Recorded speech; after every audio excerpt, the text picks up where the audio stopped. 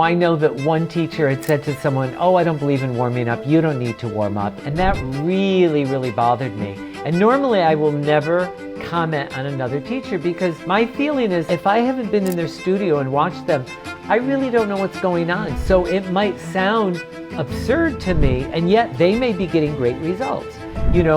So I usually don't comment. But when I heard that, I couldn't keep my mouth shut. And I just said, that is completely bull.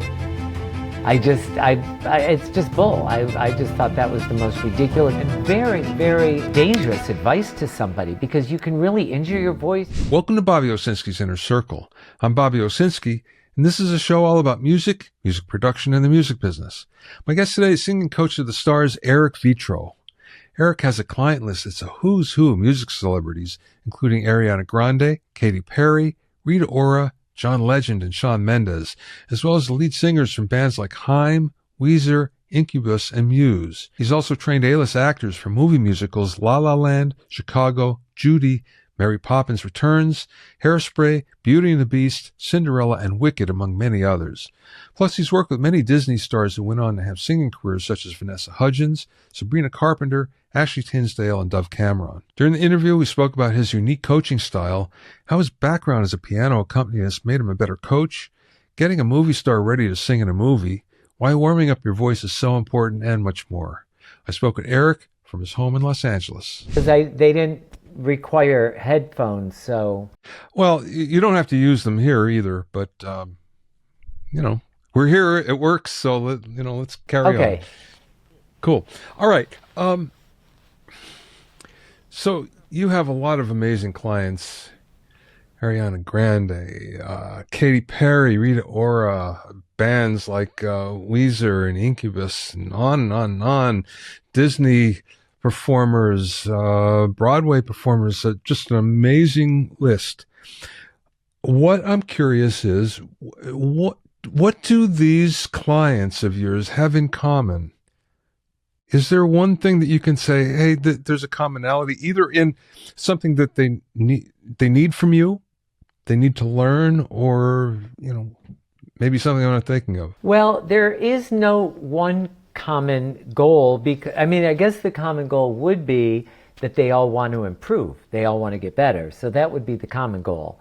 But I think that each one comes for a different reason. Like I work with a lot of actors who have not sung very much, who get a role in a movie where they have to sing, like movies like Elvis or a movie with Angelina Jolie coming up, Maria, about the opera singer Maria Callas, things like that. So they want to get their voice in shape for that. Timothée Chalamet for Wonka first, and then we worked on the one that's coming out, A Complete Unknown, about Bob Dylan. And then some are pop singers who want to strengthen their voice to be able to do a long world tour. That can be 125, 135 dates, in 1 year, performing, flying all over the world. So those people usually want to improve their voice, but also want to be able to have sustainability, be able to sustain their voice in the best possible way. So a lot of times they come for vocal health. Some people come to increase their range so they can sing higher notes and lower notes, some to improve their tone. So each person really comes with something special to work on. Or sometimes people just come and say, I want to work on my voice. I just want to take voice lessons. I've never done it. And then I get to determine what I think they need. That's a good place to go right there.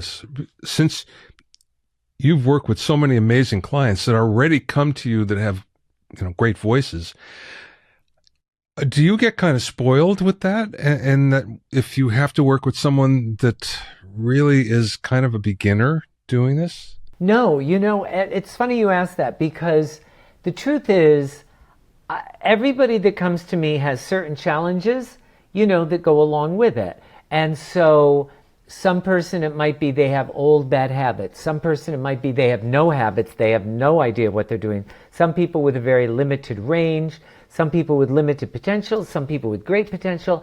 I just look at it as all exciting and challenging. And so if it was all the same, I think I would get bored. But the fact that it's all different makes it really exciting. So if I work with 8 different singers in a day, let's say I do 8 one-hour sessions in a day, which happens quite frequently, each person is going to need something a little bit different.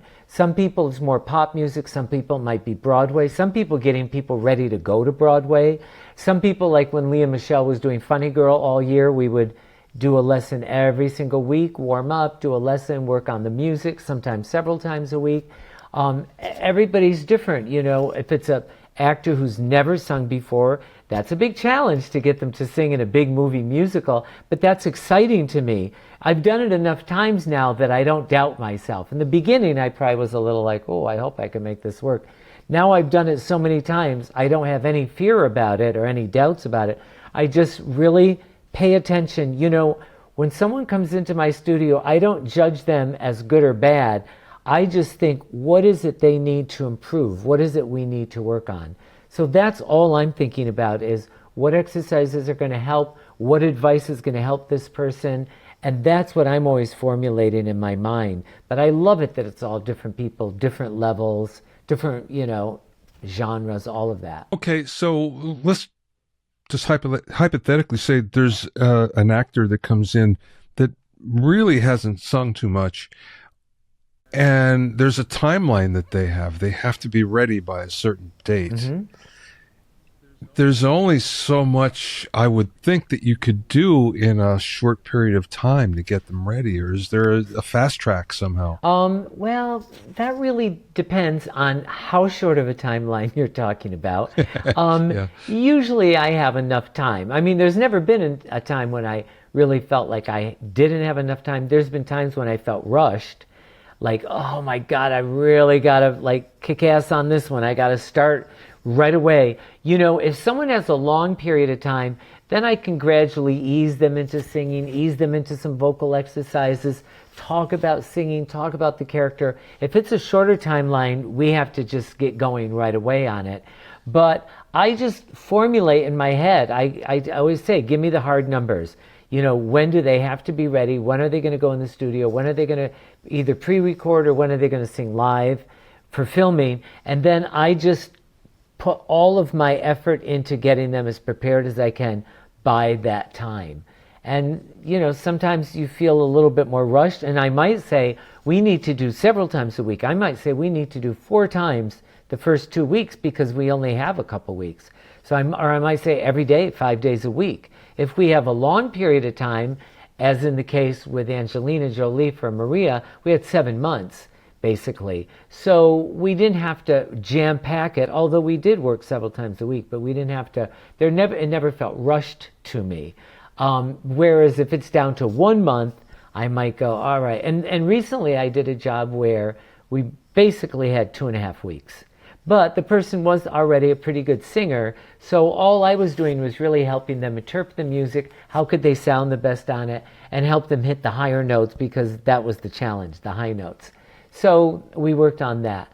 But I just take it as it comes to me. Like I said, I've done this so many times now that I never panic about it. I always go, we're going to get it done. I know we're going to get it done. I know we'll accomplish it.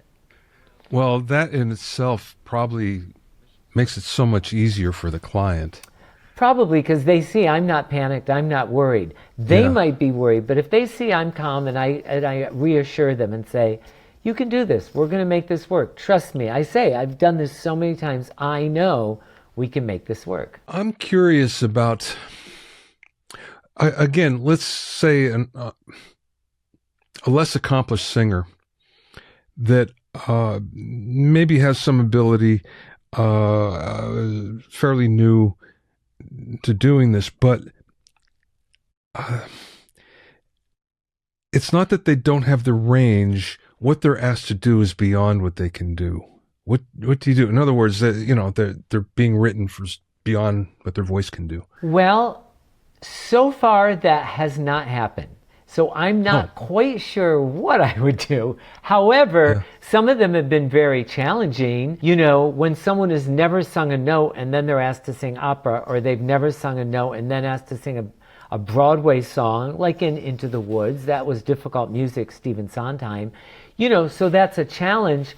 But once again, I've just done it so many times that I kind of have this confidence that I know I can get them there. I just know I'm going to be able to do it. And maybe there's a little magic in that, I don't know. But I feel like I know every trick in the book. I feel like I know every possible technique we can use to get them to where they need to be. And so far, Bobby, that has not happened. I hope it doesn't happen. And if it ever does happen, I'll call you and let you know, and we can do another podcast about it.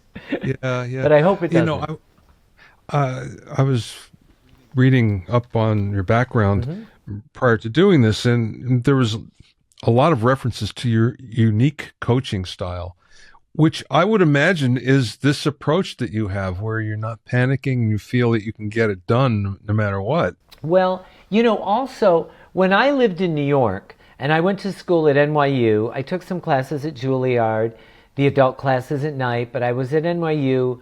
I started when I was 20, I guess, at NYU, 19 or 20. And what I did was, because I could play the piano, I was very lucky. I've played the piano since I was very young, like around 5 years old. So I started playing the piano for other people's lessons. I even played for the choir. I didn't realize I was going to get paid for it at the time. I thought I was just doing it because it was either fun for the choir, or I thought, oh, I'm going to learn from these other teachers. When I started getting checks, I was shocked. I didn't know what was happening, why this was happening. But anyway, I would play for a lot of people's lessons, their singing lessons, because their teachers couldn't play. And I learned so much. So I say, in essence, even if I went to 5 or 6 different voice teachers myself, paying for those lessons myself, I learned from another 15 teachers because I was there in on the lessons, accompanying the students. And so I think I learned so much from all those teachers about how everything can be accomplished, or anything, let me say that, anything can be accomplished. And so I learned so many different approaches that I've had that inside of me for so many years that, you know, I've always said I don't believe in someone using one technique and that's it, because not every technique works on every person. And that drives me crazy if I hear a teacher go, oh, I teach this so-and-so technique, that's what I do. And I think to myself, well, then you're going to have some success with some people, but you're not going to have success with everyone, because everyone's voice is so different, and everyone's background and history is different, and everyone's challenges are different. So you have to be very, very flexible to hear what they need. Like, as a teacher, that's the most important quality, I think, or one of the most important qualities, to be able to hear exactly what they need, and then to be flexible to do whatever it is that person needs. The person who's standing in front of you at that moment, they might need something that seems kind of wacky and crazy and silly, but if I get a sense that that's what they need and my intuition tells me that, or it's something I've seen before, I go with that, and I don't stick with any one technique. So I feel like my method of teaching comes from 20 different techniques, you know, or 20 different teachers. And so I think that that's really important. So I think when people say I teach with a unique technique, I think that's, they don't realize it, but that's what it is. I'm being very, very flexible to whatever the person needs. So in your experience, Eric, with all of these other voice teachers through the years, was there ever a technique that you went, or just an approach that someone was taking that you went, not going to do that? You know, not that I actually worked with one-on-one. I've heard of a few things that I usually or sometimes think, that's not for me. You know, I know that one teacher had said to someone, oh, I don't believe in warming up. You don't need to warm up. And that really, really bothered me. And normally I will never comment on another teacher, because my feeling is if I haven't been in their studio and watched them, I really don't know what's going on. So it might sound absurd to me, and yet they may be getting great results, you know. So I usually don't comment. But when I heard that, I couldn't keep my mouth shut, and I just said, that is completely bull. It's just bull. I just thought that was the most ridiculous and very, very dangerous advice to somebody, because you can really injure your voice. You can get a vocal hemorrhage. You've got to prepare your voice, especially when you're going on a big tour or you're doing Broadway, 8 shows a week. Your vocal cords have to have a lot of stamina. They have to have strength and stamina, and you need to know what you're doing in order to maintain your voice. You know, now some people are very, very lucky. There's very few of them, but there are people who are lucky born with just very, very strong, healthy vocal cords, just like there's certain athletes that are born with a certain muscle strength or certain coordination. However, I still say everyone should learn technique. And I always use the example, if you go to a boxing match, the coach is right there, right during the middle of the boxing match, right? Or you go to a golfing match and there's the coach right there giving the golfer, instructions or notes. So it's the same thing with your voice. Are you ever asked to come to the studio when someone is recording? Yeah, quite often. So you become the vocal producer. Well, so to yes speak. and no. I'm very cautious about that because a lot of vocal producers don't want a voice teacher there to do that because they are there. So, and I honor that. I feel like they have a right. That's their domain. And if they've written that song or co-written that song and they know how they want it to go, I don't want to push my agenda on them or what I think is right, my taste. So what I always say to everybody is if the artist asks me to come or the manager asks me to come, I'll say to whoever is running the recording session, I'll say, look, I'm here to help out. If they're having trouble reaching a high note or if they're having trouble achieving what it is you want, I'll step in. I'll be glad to help and I'll help you achieve what you want. But I'm not going to offer my taste or I'm not going to offer my suggestions if you're not looking for them because I don't want to step on your toes. And they really appreciate that. I was just in the studio on Monday and it was the same thing. I just held back because the person running the session obviously knew what he wanted. And after about an hour, I was like, I'm totally unneeded here. I'm totally not necessary. But I warmed up the person. I got them in a good, healthy placement. Their voice sounded good. So my job was done. A mentor of mine, Nashville producer, used to talk about the 3 Ps in vocal production: pitch, pocket, passion. Okay. Which makes a lot of sense, and it does work when you're trying to speak with the vocalist. Pitch and pocket are kind of technical, so that's easy to do somewhat, but passion is difficult to pull that out of a lot of people. It is. So I use all sorts of things when I feel like I need to. For example, I always will recommend to someone that they write an essay. This is before they get in the studio, before they even get into rehearsal. They write an essay, why I wrote this song. Even if they didn't write the song, even if it's a cover tune of someone else, why I wrote this song. So they really get in touch with it. Like, who is the person you're talking about? Let's say the song's about a lost love. Who is that person? Everyone's basically gone through some relationship of loss, whether it's the loss of a partner, loss of a love, loss of a pet, loss of a parent. You can use anything. And I always say, take the one that really affects you the most or really, really weighs heavy on your heart, that really broke your heart. And now let's use that in the song. Or maybe it's a song about a new love, fresh, exciting, you're in that honeymoon period. Either use the person you're with right now or go back and revisit a time when you felt like that. What were those feelings like? What did you feel? Really try to relive it so you can reignite that sensation in your body. And then usually when people do that, then the song becomes more personal to them and the passion flows. If they're just singing a lyric that doesn't really connect with them, like they might go, oh, I want to sing it because it's a beautiful melody, or, oh, this song really fits my voice, or the record label wants me to sing this song.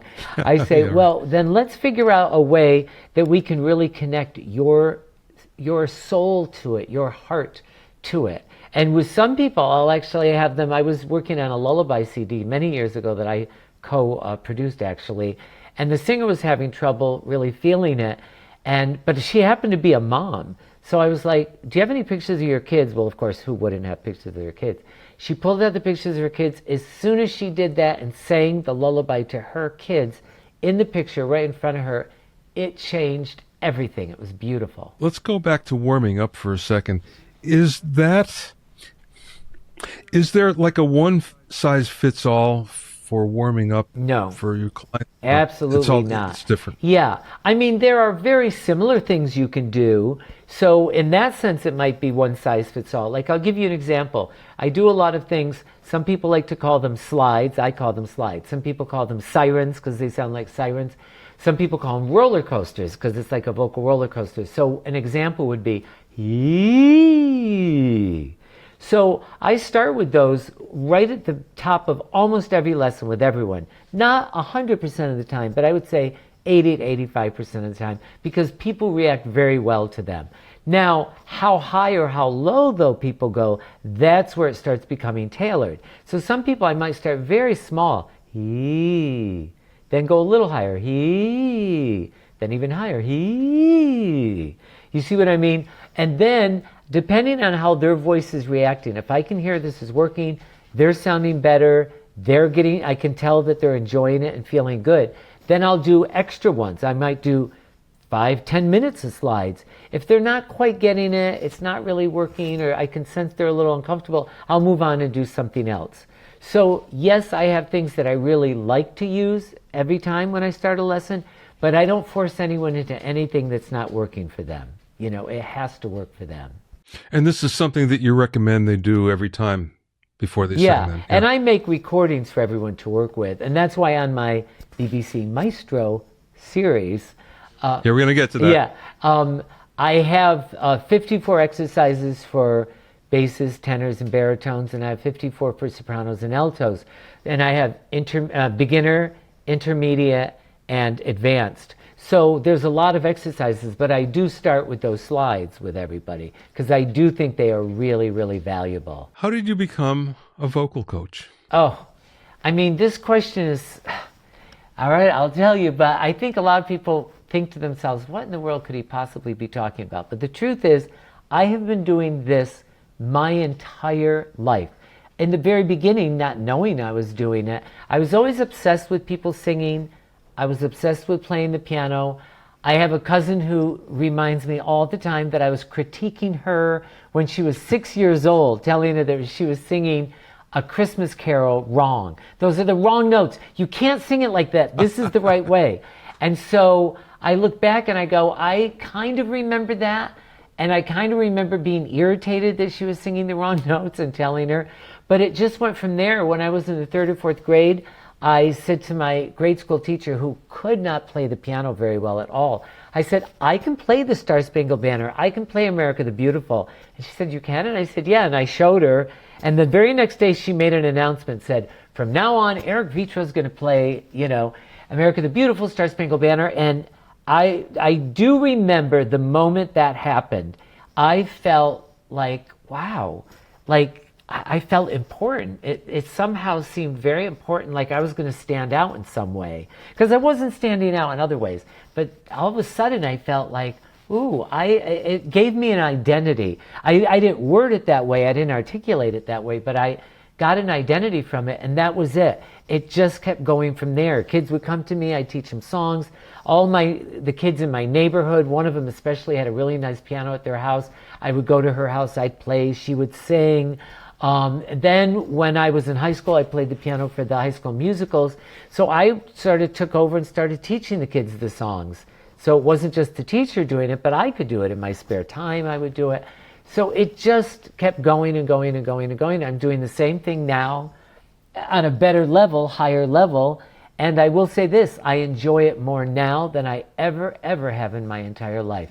Every year I enjoy it more. I'm so grateful for that. But you were a performer for a while, right? Yes, but I kind of half-heartedly became a performer. I thought I wanted to do it, but then when I actually did it, I didn't enjoy it. I just didn't enjoy it.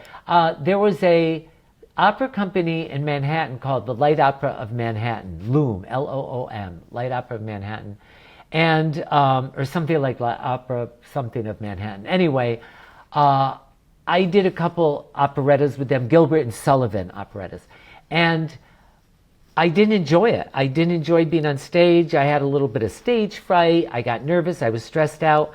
However, in my spare time, instead of working on my own music, I was always helping the other cast members, I would help them, like they would go, oh, I'm having trouble with this low note. I'd say, oh, well, my teacher told me this, or, oh, someone showed me that. And so I realized after about, a couple years, well, this is what I want to do. I don't want to do this other thing. I'm not cut out for it.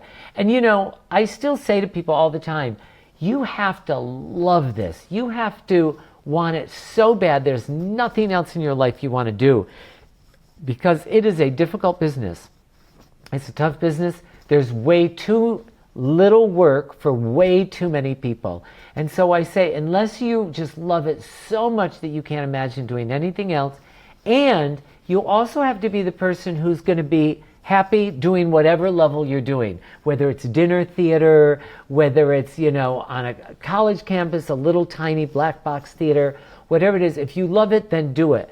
But if you don't, if you're just in it for stardom and fame, if you're just in it because you want to sing at Staples Center or the Rogers Center in Toronto or wherever, Wembley Stadium, you better just look for something else, because the chances of that are quite small.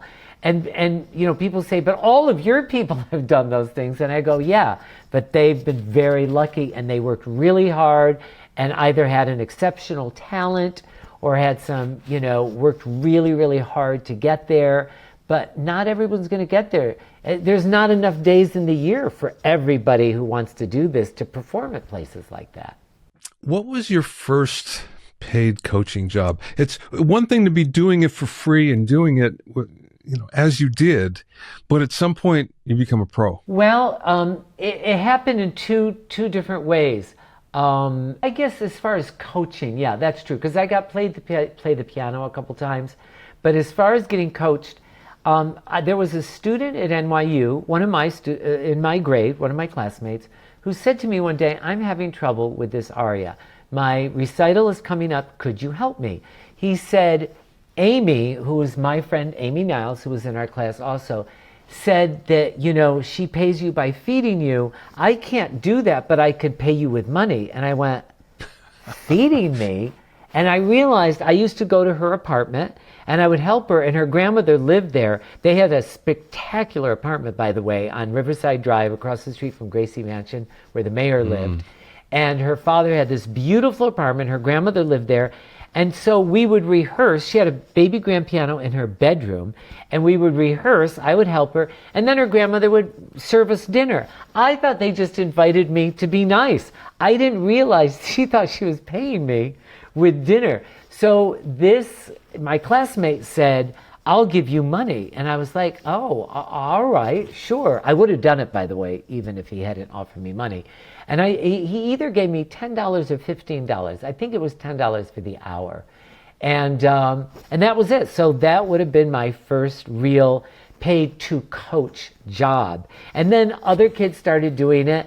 Then all of a sudden somebody else, I don't know how I even met them, who was going to sing in a nightclub, asked me if I would work with them. And then it just kept going and going and going. Word of mouth is pretty exciting. But this is what I always say to anybody in any business. If you throw yourself 100% into it and you do your very best job with everybody, because you want to help them, you want to do your best job, you want a good reputation. If you do that, your word of mouth will be great.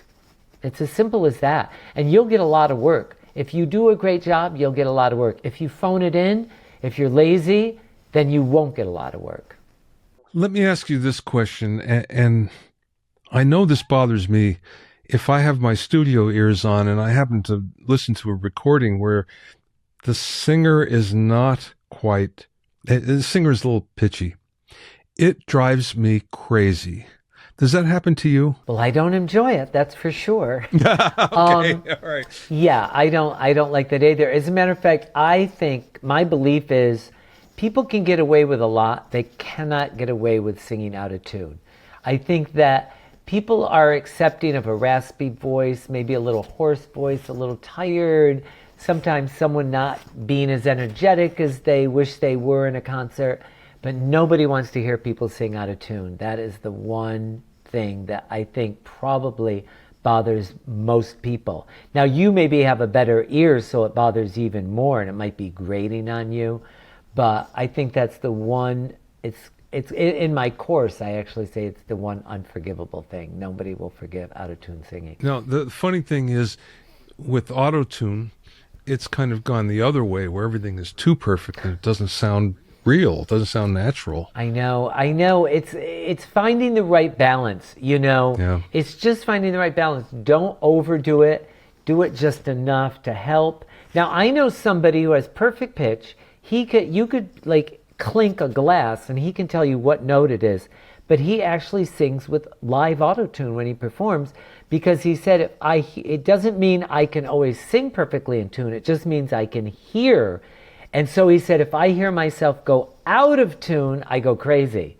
So he uses the auto-tune just because he can't stand listening to himself go out of tune. But once again, like I said, it's always a matter of balance, how much you're using. Let's talk about your course on BBC Maestro. So how did that come about? Okay, and I'm just going to spell it because everyone always says, how do you spell it? It's BBC Maestro, bbcmaestro.com. It came about, someone from the company called me and started telling me about it and described it. They said Mark Ronson did the one on music production.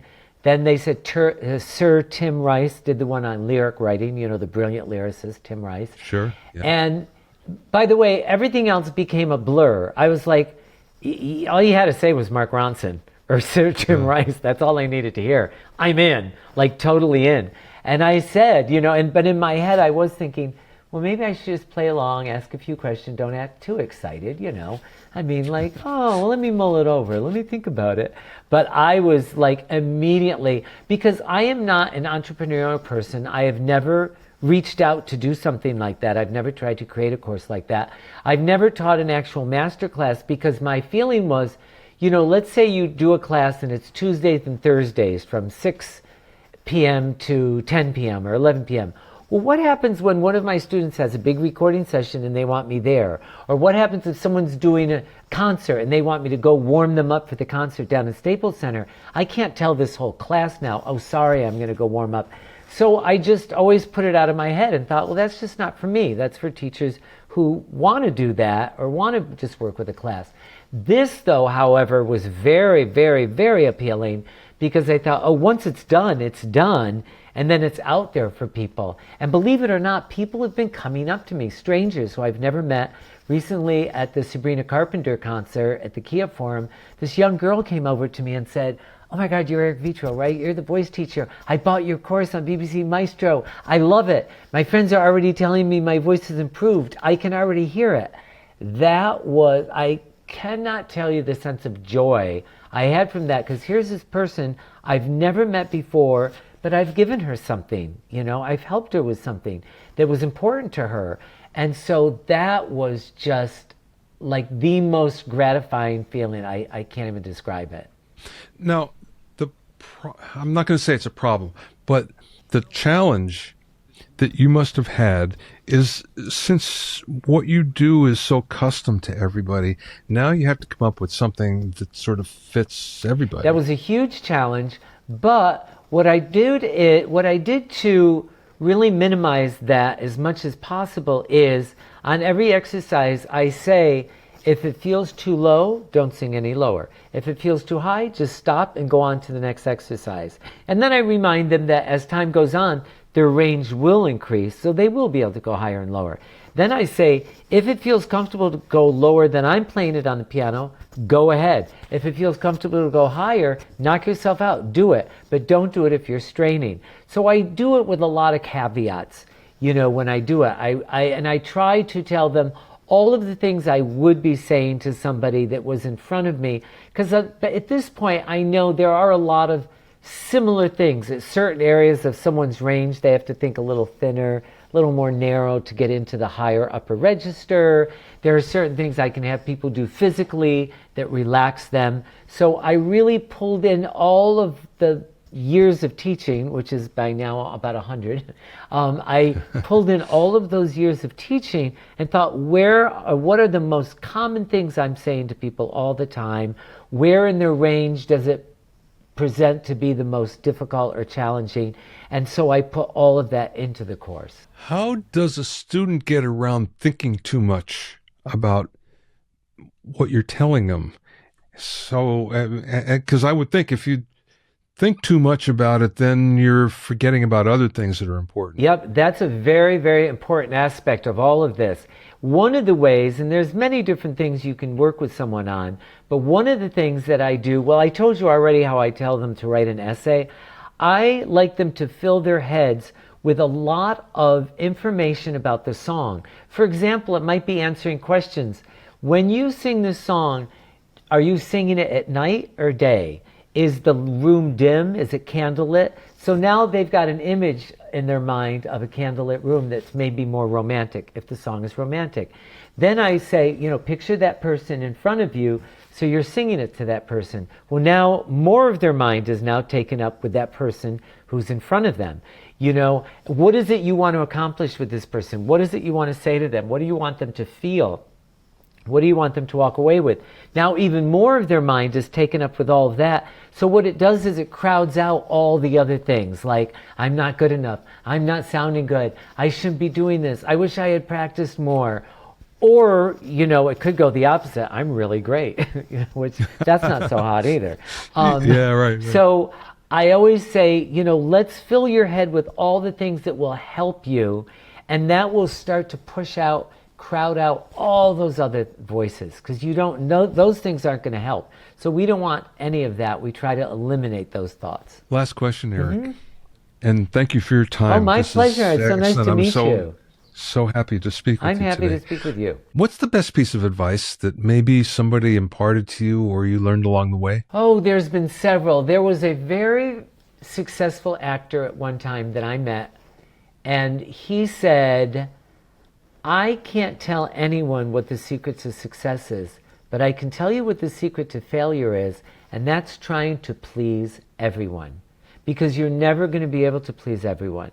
So he said, I always say to people, create something you would want to see, and there's going to be other people who are going to want to see it.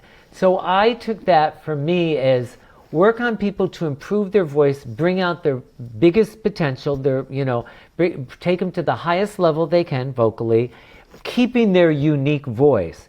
Because if you do that, there are going to be people who love that unique voice, and then there's going to be other people who don't. But we can't try to please everyone. We have to just do the very best we can with what we have. And so I always thought that was a really great piece of advice. And then someone else said to me many, many years ago, hard work pays off. I thought that was a really great quote. And then the other one was, I started writing a book at one time and I never finished it, but I was interviewing people who were very successful, and Tom Hanks was somebody I interviewed because I knew Tom and he agreed to do it, and he was so gracious, as he always is. And I mean, he's an amazing human being. And one of the things he said that really stuck with me was, and he was talking about more with acting, but it definitely applies to singing. He said, you cannot be self-conscious and perform at your highest level. You cannot be watching yourself, judging yourself, critiquing yourself as you perform. You must let go of all of that. And so that's what I try to do, is find ways of getting people to stop critiquing themselves as they're performing. And I'll give you one other one. Stephen Schwartz, the great composer who wrote Wicked, which is coming out tomorrow in the movies, is a friend of mine. And he used to have a great story that he had written all those great musicals like Pippin and Godspell and all of them. But at one point in his life, he found that he had what he thought was writer's block. And he called a friend of his who was also a writer and told him, and his friend said, oh, I can fix this in 1 minute. I know exactly what's happened to you. You became the critic too soon. You're critiquing yourself as you write. You have to just write, let it go, and then go back and you can change. And so I've always thought about that too, that I thought that was really great advice. You cannot critique yourself when you're in the process of creating. And that would be for singing, when you're in the process of singing, vocalizing. So I say to people, record yourself, then go back and listen. Then you can critique it and go, oh, this could be better, and then do it again. Record yourself again, then go back and listen again. That's excellent. Well, that's gold, actually. Wonderful.